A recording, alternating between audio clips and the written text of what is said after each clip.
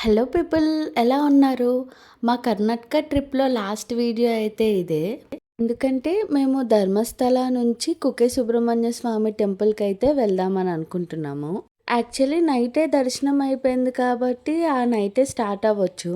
కాకపోతే కుకే సుబ్రహ్మణ్య స్వామి టెంపుల్ మొత్తం కూడా డీప్ ఫారెస్ట్ ఏరియా. సో, ఆ టైంలో ఎలో చేయరు. అండ్ మార్నింగ్ కూడా ఆఫ్టర్ 6 ఎలో చేస్తారు. అందుకని ఆ టైం వరకు చూసుకొని ఇంకా మార్నింగే స్టార్ట్ అయ్యాము. యాక్చువల్లీ ధర్మస్థల అంటే మంజునాథం మూవీలో లాగా ఉంటుంది అని అనుకున్నాము. వచ్చిన తర్వాత కంప్లీట్ డిఫరెంట్‌గా అనిపించింది. ఒక డిఫరెంట్ ఎక్స్‌పీరియన్స్. ఎర్లీ అవర్స్ కదా! అందుకే ప్రజ్ఞాన్ అయితే చాలా డ్రౌజీగా ఉన్నాడు. లగేజ్ అంతా కూడా కార్‌లో పెడుతున్నారు. సో, అదంతా కంప్లీట్ అయిపోతే ఇంక వెళ్దాము అని మమ్మీ, ప్రణయ్ అందరం వెయిట్ చేస్తూ ఉన్నాము. ఆ తర్వాత ఇంకా డ్యాడీకైతే వాళ్ళు చెప్తూ ఉన్నారు, వెళ్ళే ముందు ఇక్కడ దేవుడిదైతే బొట్టు ఉంటుంది. సో, బొట్టు పెట్టుకోండి అని చెప్పి బొట్టు పెట్టారు. టెంపుల్ నుండి వస్తుందంట. ఆ తర్వాత ప్రసాదం అవన్నీ కూడా ఇచ్చారు హోటల్ వాళ్ళు కూడా.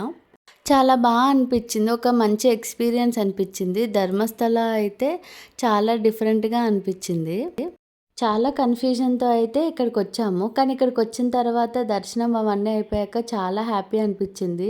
ఇప్పుడు వదిలెళ్ళాలంటే కొంచెం బాధగా కూడా అనిపిచ్చింది. కాకపోతే మేము నెక్స్ట్ దానికి కూడా వెళ్ళాలి కదా! సో, ఇప్పుడు మేమైతే ధర్మస్థల నుంచి కుకే సుబ్రహ్మణ్య స్వామి దగ్గరికైతే వెళ్తున్నాము.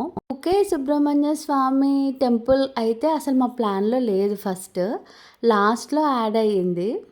ఎన్నో సార్లు వెళ్ళాలి అని ప్లాన్ అయితే చేసుకున్నాము. కాకపోతే అప్పుడు అవ్వలేదు. ఈసారి హంపి, శృంగేరి మాత్రమే కవర్ చేద్దాము అని అనుకున్నాము. కాకపోతే మా ప్లాన్‌లో ఇంకా టెంపుల్స్ అన్నీ కూడా యాడ్ అయ్యాయి. లక్కీగా కుకే సుబ్రహ్మణ్య స్వామి టెంపుల్ కూడా యాడ్ అవ్వడం చాలా హ్యాపీ అనిపించింది. ఎందుకంటే ధర్మస్థలం నుంచి జస్ట్ 1 ½ అవరే పడుతుందంట. కంప్లీట్ ఫారెస్ట్ ఏరియా ఇదంతా కూడా. ఎర్లీ మార్నింగే స్టార్ట్ అవ్వడం చాలా బ్యూటిఫుల్‌గా ఉంది నేచర్ అంతా కూడా. సో, నేచర్‌ని ఎంజాయ్ చేస్తూ ఉండంగానే టెంపుల్‌కైతే మేము రీచ్ అయిపోయాము. అక్కడికి రాంగానే చాలా పాజిటివ్‌గా అనిపిచ్చింది. అంత మార్నింగ్ కూడా చాలా అంటే చాలా రష్‌గా ఉండింది ఇక్కడ గూడా. అదే మేము అనుకుంటున్నాము ప్రతి టెంపుల్‌లో కూడా రష్‌గానే ఉంటుంది ఏంటి అని అనుకున్నాము. లగేజ్ రూమ్స్ అన్నీ కూడా టెంపుల్ పక్కనే ఉంటాయి. ఇంకా ఈ టెంపుల్‌కి ఎక్కువగా పూజ చేయించుకోవడానికి వస్తూ ఉంటారు. సో, వాళ్ళ కోసం అయితే సెపరేట్ కౌంటర్స్ కూడా ఉన్నాయి. మేమైతే ఓన్లీ దర్శనం చేసుకుందామనే అనుకున్నాము. యాక్చువల్లీ ఈ క్షేత్రం అనేది శివుడి అనుగ్రహంతో వచ్చిందంట. ఇప్పుడు కుక్కే అని అంటున్నారు గానీ యాక్చువల్లీ దీని ఒరిజినల్ నేమ్ అయితే కుక్షి. కుక్షి అంటే గుహ అని అర్థం. ఒకరోజు గరుడ్మంతుడు చాలా ఆకలి మీద ఉన్నారు. అప్పుడే వాసుకి అక్కడి నుంచి వెళ్తూ ఉంటే వాసుకిని చూశారు. ఈ వాసుకిని ఎలా అయినా చంపాలి అని తన రెక్కలతో అయితే కొట్టి వాడి ముక్కుతో గాడ వేశారు. అప్పుడు వాసుకి పడగలెత్తింది. అప్పుడు తన పైనున్న మన్నుల కాంతితో గరుడ్మంతుడికైతే కళ్ళు బైర్లు కమ్మాయంట. ఆ సమయంలోనే వాసుకి కాట్లు అయితే వేసేశారు.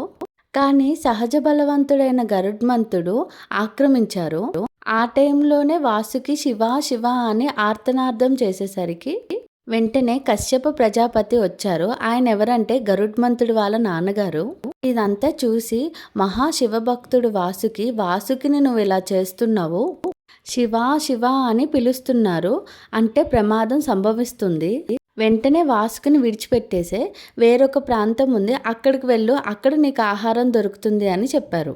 గరుడ్మంతుడు వెళ్ళిపోయిన తర్వాత అప్పుడు వాసుకి ఇలా అన్నారు, నువ్వు గొప్ప శివభక్తుడివి కదా, నువ్వు దక్షిణాది వెళ్ళు, అక్కడ పరమశివుని కోసం తపస్సు అయితే చెయ్యు. అప్పుడు ఆయన ఇక్కడ ఈ కుక్షికే వచ్చి ఒక గుహలో కూర్చొని తపస్సు అయితే చేశారు. ఆ తపస్సుకి మెచ్చి పరమశివుడైతే ప్రత్యక్షమయ్యారు. కలియుగంలో పరమశివుని కుమారుడైన సుబ్రహ్మణ్యుడు అవతారంగా ఇక్కడ దర్పణ తీర్థంలో స్నానం కోసమనైతే వస్తారు. అప్పుడు నిన్ను అనుగ్రహిస్తాడు, అంతవరకు నువ్వు ఇక్కడే ఉండు అని చెప్పారు. అక్కడ ఇంకా వాసుకి అయితే ఉన్నారు. తర్వాత సుబ్రహ్మణ్య స్వామి అయితే ఇక్కడికి వచ్చారు. ఇంకా సుబ్రహ్మణ్య స్వామికి కళ్యాణం కూడా ఇక్కడే జరిగింది. ఆ దర్పణ తీర్థంలో గాని స్నానం చేస్తే చర్మ రోగాలు ఉన్న వాళ్ళన్నీ కూడా క్లియర్ అయిపోతాయంట. ఇప్పటికీ గర్భగుడిలో వాసుకి అయితే ఉంటుంది అని నమ్ముతారు. అందుకే దేవుడి దర్శనం అయితే గరుడ స్తంభం దగ్గర నుంచే దర్శనం చేసుకోవాలి. అది దాటి వెళ్తే వాసుకి పడగల నుంచి విషగాలైతే వస్తుంది. అందుకే ఆ స్తంభం దాటి వెళ్ళకూడదు. ఆ విషపు గాలి గాని తగిలితే చనిపోతారు. అందుకనే వెళ్ళకూడదు. ఇంకా షాపింగ్ కోసం వస్తే ఇక్కడైతే స్పైసెస్ ఇంకా బ్రాస్ ఐటమ్స్ అయితే చాలా వెరైటీస్ ఉన్నాయి. అండ్ చాలా మోడల్స్ కూడా ఉన్నాయి. రెగ్యులర్ టాయ్స్, స్పైసెస్ అవన్నీ కామన్. కానీ ఇక్కడ మెయిన్‌గా చెప్పాలి అంటే బ్రాస్ ఐటమ్స్. చాలా షాప్స్ ఉన్నాయి. అండ్ చాలా మోడల్స్ కూడా అవైలబుల్‌గా ఉన్నాయి. ఎవరికైనా ఇంట్రెస్ట్ ఉంటే ఇక్కడ మాత్రం అవి చూడొచ్చు.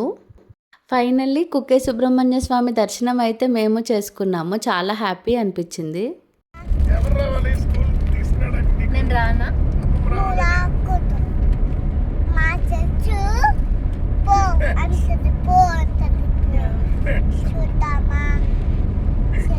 వాళ్ళ ఫ్రెండ్స్ ఉంటారా? మేము రావడం లేదా స్కూల్కి?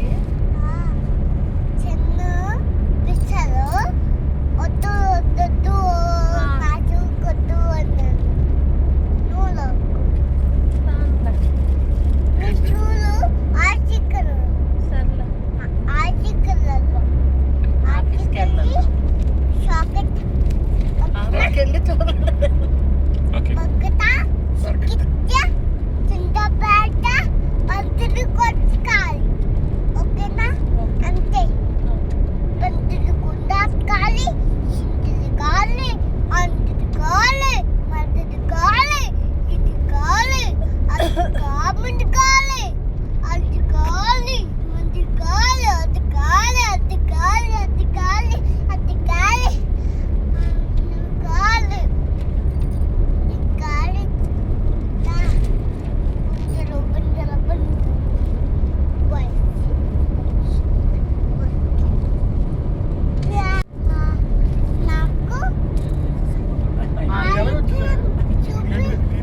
ఇద్దరికి సేమ్ తీసుకున్నావా?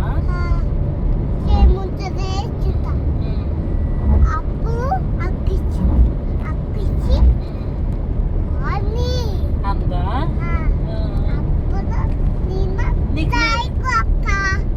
అన్నావా? మరి మోక్షక్కకి ఏం కొనలే?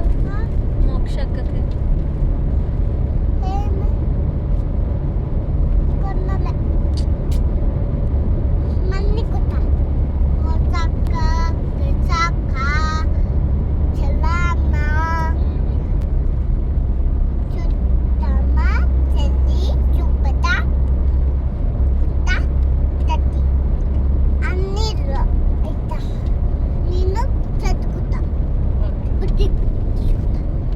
తీసుకుని అన్న ఆ బుద్ధి తీసుకుదు, ఆ బుద్ధి తీసుకో. రైట్ తీసుకో. ఏంటో తీసుకుని కట్టదా. అప్పుడు నాన్న వచ్చి బదా పిచ్చరా అసలు అలా అక్కడి నుంచి హైదరాబాద్ అయితే మేము రిటర్న్ అవుతూ ఉన్నాము. సో ఇక్కడ డాడీకి వాళ్ళ కాలేజ్ ఫ్రెండ్ మీట్ అవుతా అంటే ఆ అంకుల్ కోసం అయితే వెయిట్ చేస్తున్నాం. హైవేలో అయితే ఈ రెస్టారెంట్ అవైలబుల్ ఉంటుంది. అందుకే ఇక్కడే మీట్ అవుతా ఉన్నారు. ఇంకా ప్లే ఏరియాని చూసి అయితే ప్రజ్ఞాన్ ఫుల్ ఎగ్జైట్ అయ్యాడు. ఎందుకంటే అప్పటికి చాలా రోజులు అయ్యింది వాడి ప్లే ఏరియాకి వెళ్ళి. ఇంక ఇక్కడ ఇవన్నీ ఎక్కుతాను అంటే సరే రా అని చెప్పి ప్రణీత అయితే అవన్నీ కూడా తీసుకెళ్ళింది. అలా ప్రజ్ఞాన్ అయితే అక్కడ చాలాసేపు ఆడుకుంటూ ఉన్నాడు. ఇంకా డాడీ వాళ్ళు కూడా వాళ్ళ ఫ్రెండ్స్ కోసం అయితే వెయిట్ చేస్తూ ఉన్నాము. అస్సలు ప్రజ్ఞాన్ అయితే ఆగట్లేదు. వాడికి అలవాటు ఉంది కాబట్టి ఇంకా స్పీడ్గా అయితే ఆడేస్తూ ఉన్నాడు. ఒకదాని తర్వాత ఒకటి. పోనీ రిపీట్ చేస్తాడా అని అనుకుంటే రిపీట్ కూడా చేయట్లేదు. ఇంకా బాగా ఎంజాయ్ చేశాడు అని అనిపించింది.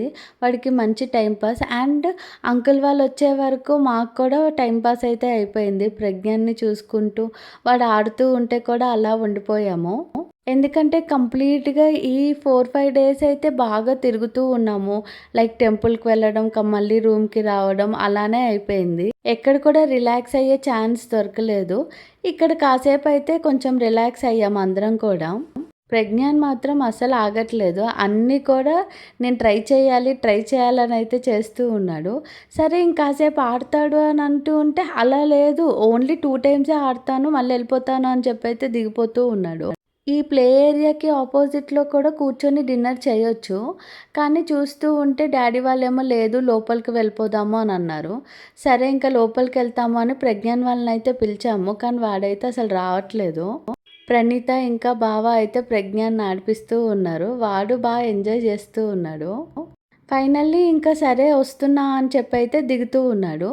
దిగిన తర్వాత మళ్ళీ సడన్గా ఇది నేను ఎక్కలేదు అని చెప్పి మళ్ళీ అది ఎక్కాడు. ఇంకా బైక్ ఒక్కటి కూడా ఎక్కేసిన తర్వాత ప్రణయ్ అయితే ఇంకా చాలు పద ఇప్పటికే చాలాసేపు అయింది ఫుడ్ ఆర్డర్ చేద్దాము అని అంటే అప్పటికి ఇంకా దిగాడు. దిగిన తర్వాత ఇంకా ప్రణయ్ ఇంకా బావ అయితే ప్రజ్ఞాన్ని తీసుకొని వస్తూ ఉన్నారు. రెస్టారెంట్ అయితే చాలా బాగుంది. జనరల్గా హైవే రెస్టారెంట్లో అయితే అంత ఫుడ్ టేస్ట్ ఏమి ఉండదు. కాకపోతే ఇక్కడ చాలా బాగుంది. ఎవరైనా ఇటు సైడ్ వస్తే ఈ రెస్టారెంట్ని అయితే ప్రిఫర్ చేయొచ్చు. టేస్ట్ కానీ సర్వింగ్ కానీ చాలా అంటే చాలా బాగా అనిపించాయి. అంకుల్ వాళ్ళు వచ్చేలోపు ఫుడ్ అయితే ఆర్డర్ చేసేద్దాము అని అనుకున్నాము. ఎందుకంటే ఇక్కడ త్వరగా అయిపోతే మనం నైట్ కల్లా హైదరాబాద్ అయితే రీచ్ అయిపోవచ్చు అని. ప్రజ్ఞాన్ అయితే తన ఆటలన్నీ స్టార్ట్ చేశాడు. సలాడ్ రాగానే ప్లేట్ మొత్తం కూడా ఆనియన్స్ని అలా ఫిల్ చేస్తూ ఉంటాడు. డిన్నర్ అవన్నీ అయిపోయిన తర్వాత అంకుల్ ఇంకా డాడీ అయితే కొన్ని పిక్స్ తీసుకుందాం మెమరీగా ఉంటుందని అనుకున్నారు. అలా అంకుల్ వాళ్ళని కలవడం అయితే చాలా హ్యాపీగా అనిపించింది. ఈ వీడియో మీకు నచ్చితే Please do like, share, comment, support. But then touch it.